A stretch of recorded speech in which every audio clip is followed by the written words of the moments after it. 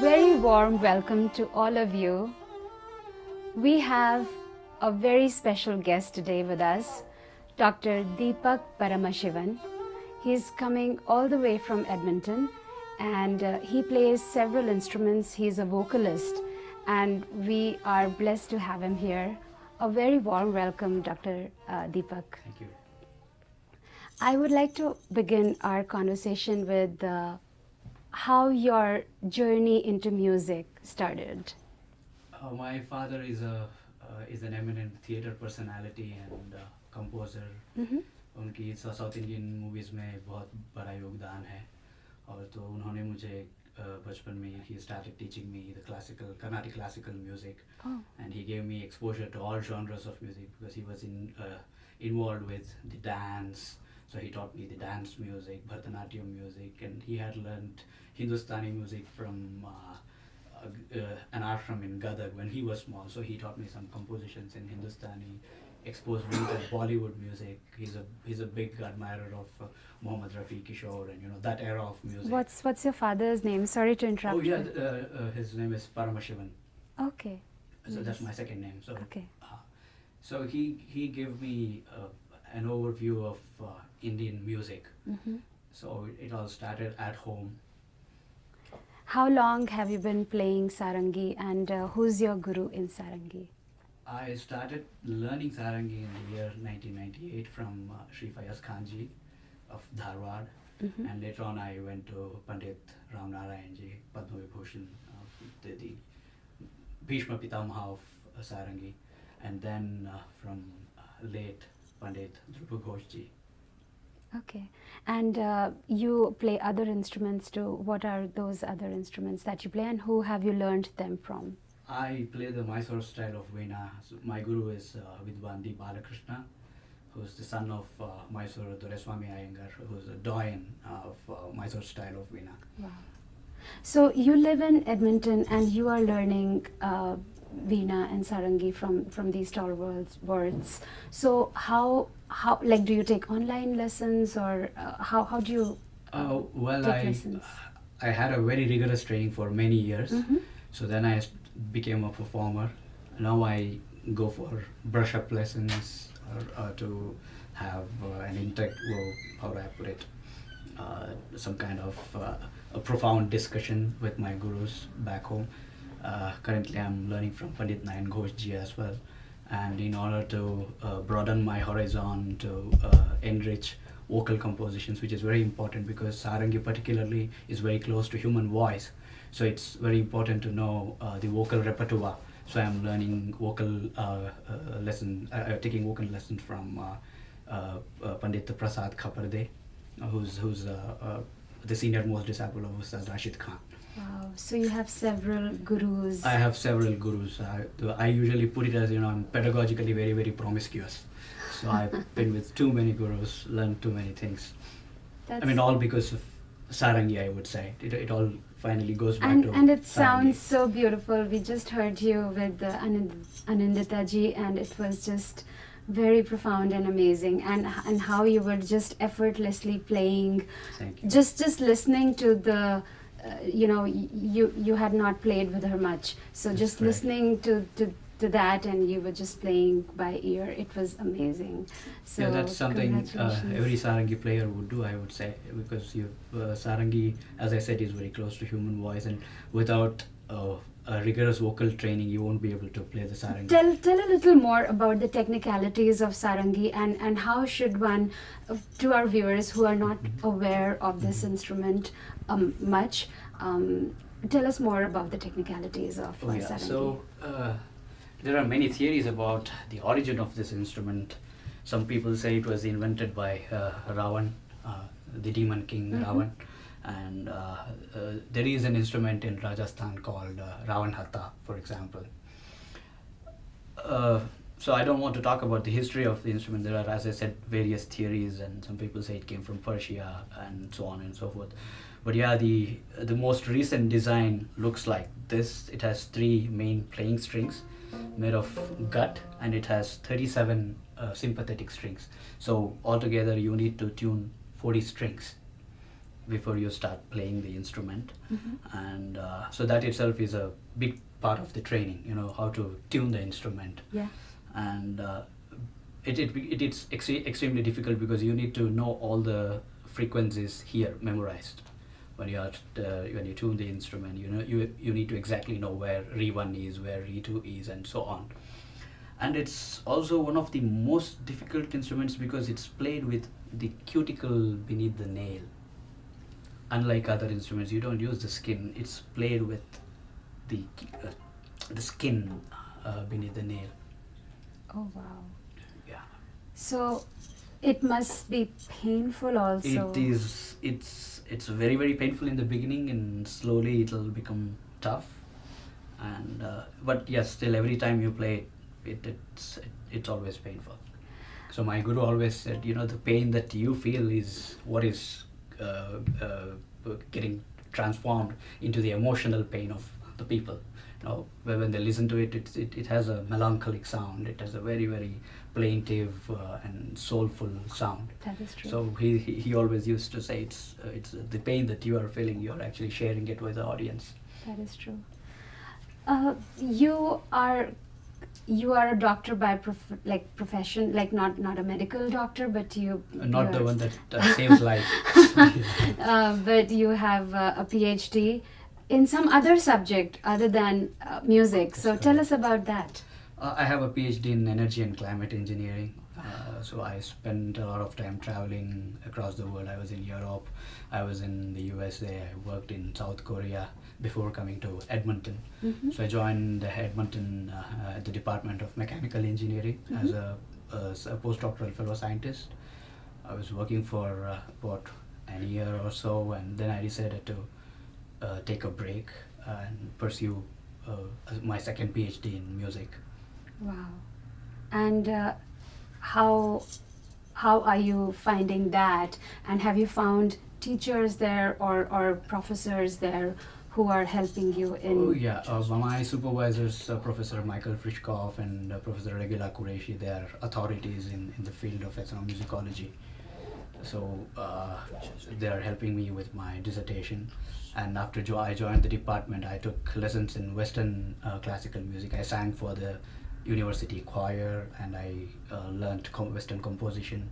I wrote a piano piece, I wrote a string quartet, I wrote a piece for violin and electronics.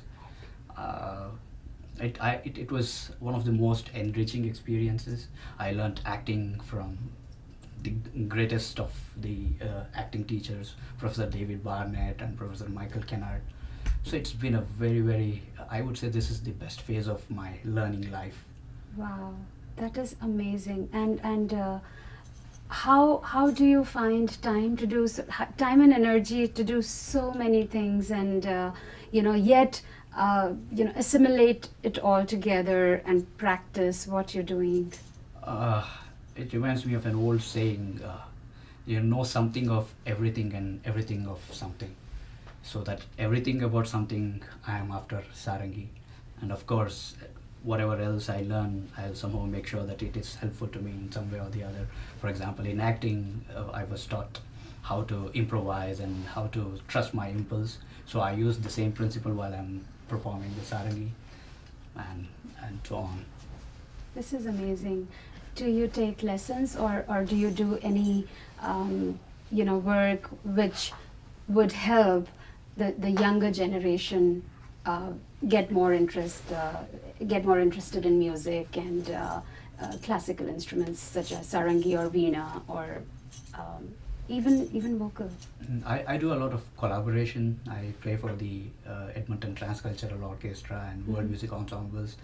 I played with Ustad Ashish Khan's World Music Ensemble at Valencia, CalArts. I think with regards to teaching, I don't find enough time, and also it's very hard to find somebody who is as dedicated to learn an instrument like sarangi particularly. It's my Guruji's daughter Aruna Narayan Kale, who lives right here in Toronto and one of the best sarangi players in the world today. So she always says, playing sarangi is like living with a perpetual depression.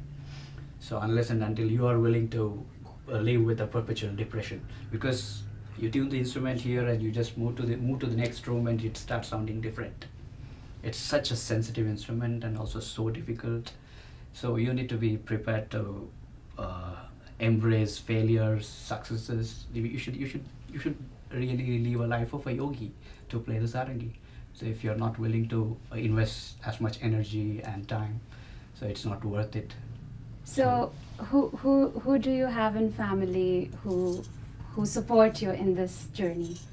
As I say, when you're pursuing a passion, your passion somehow makes sure that you sail through, but it's the people around you who suffer the most. So it's my parents. So they have never bothered me when I told them, I want to do a second PhD. They didn't say, no, you take up a job like everyone else, and you should settle in your life. They didn't say that. So you have all our support to do whatever you want to do, whatever makes you happy. So I would say it's the support from my parents. Because my father, being a musician that he is, probably he's able to sympathize with me.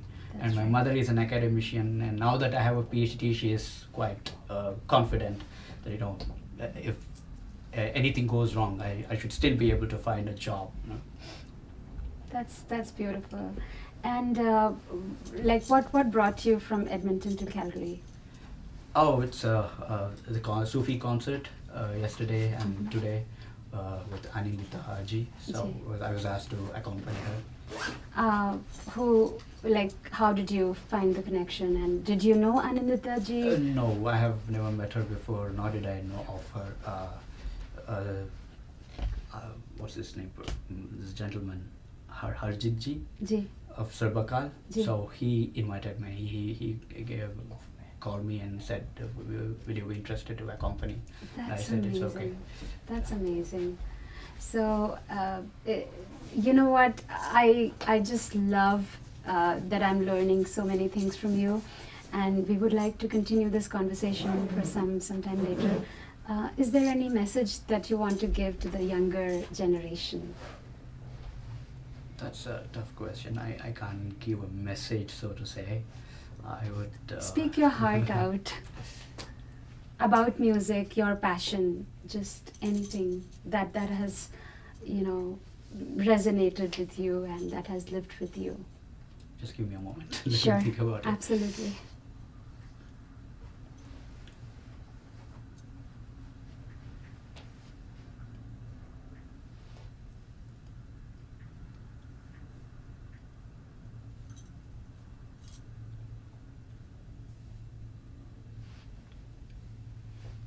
I would say just do what makes you feel happy. Just don't care about what the world thinks. Yeah. For example, I have made lots of tough decisions. So quitting my high-paying science career and doing music, which is by all standards quite impractical, but it's given me utmost content. So I would say just do what makes you feel happy. That's what matters in the evening. That's beautiful. That's beautiful. In terms of Riyaz, what do you do for Riyaz? How many hours or? I will practice? have to definitely spend at least 2 to 3 hours every day, because as I said, if you don't play this instrument for even 2 days, your fingers will become soft, and you will have to again go through the same rigor, working on making it tough.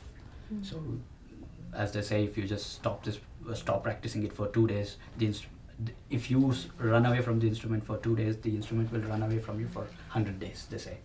Wow. So you just can't afford to stop practicing. How many years have you been playing? I started performing continuously from the year 2011. That was the first time I toured USA. And from then on, I have been traveling continuously. I've been performing in UK, Europe, New Zealand, South Korea, almost everywhere. Yeah. That's beautiful. Well, I wish you all the Thank you successes very much. in everything you pursue, in all the instruments that and we would love to hear your vocal performance also someday. Sure. So stay tuned, viewers, and thank you so much, Thank you. Dr. Deepak, for very much. coming to Calgary and spending some time here with us in our Sarbakal studio. And thank you all viewers for watching this program. Please do like, share, and comment here, and continue to love us. Thank you so much.